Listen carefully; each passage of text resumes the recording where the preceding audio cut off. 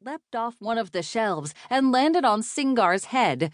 She cursed and tried to knock it off, but it skittered across her shoulders, tearing at the flannel of her shirt and keeping out of reach.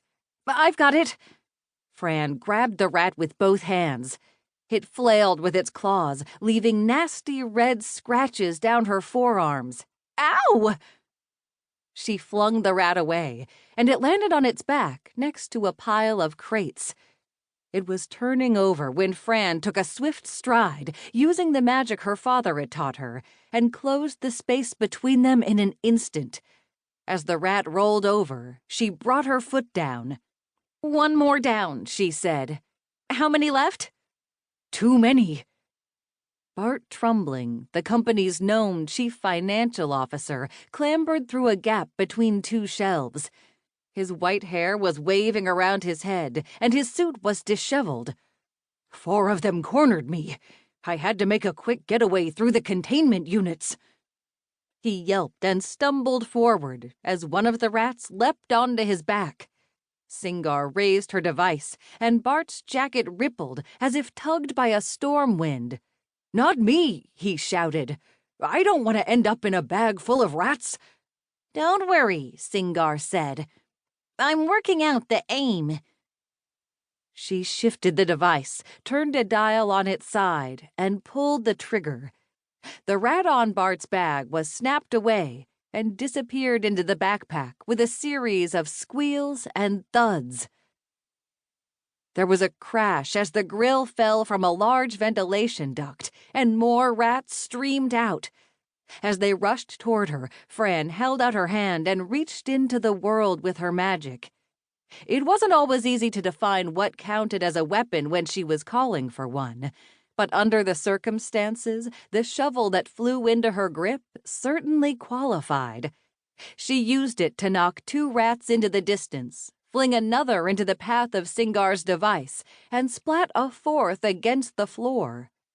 A deep growl erupted from around a corner, and a giant cat emerged. This one was 6 feet high, with claws like swords and a look in its eye that said it was lunchtime. Most of the rats fled in terror, heading back down the vent. But one was more courageous. It scrambled up a set of shelves and jumped, claws bared, straight at the cat's head. As the rat hit, the giant cat flickered and disappeared, replaced by an elegant elf in a pantsuit. More by luck than by design, the rat landed on her head, and the elf let out a piercing scream. "It's on me! It's on me! Oh, ancestors, it's in my hair!" She spun, trying to shake the rat out of her long hair, while the rat dug in deeper. "Don't worry, Elithan." Fran ran up to her. "I've got this." She grabbed hold of Elithan's long blonde hair and felt the rat's body squirming in it. Focusing her mind, Fran created a concentrated pulse of sound magic between her hands. She couldn't hear it, the note was so low, but she felt it in her palms. The rat went limp and fell to the floor, stunned. "Ugh! That is utterly disgusting." Elithan kicked the rat away with the tip of her high-heeled shoe. "Why in the name of all existence are we doing this ourselves? Surely we could have called in pest control."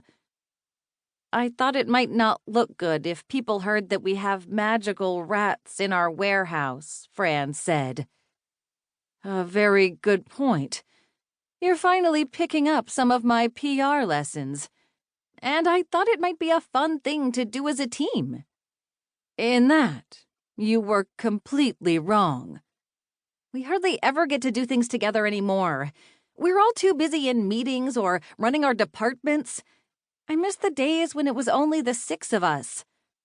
"Then you should have arranged drinks and karaoke, not a magical battle against plague-ridden vermin." "I suppose. Besides, there aren't 6 of us here.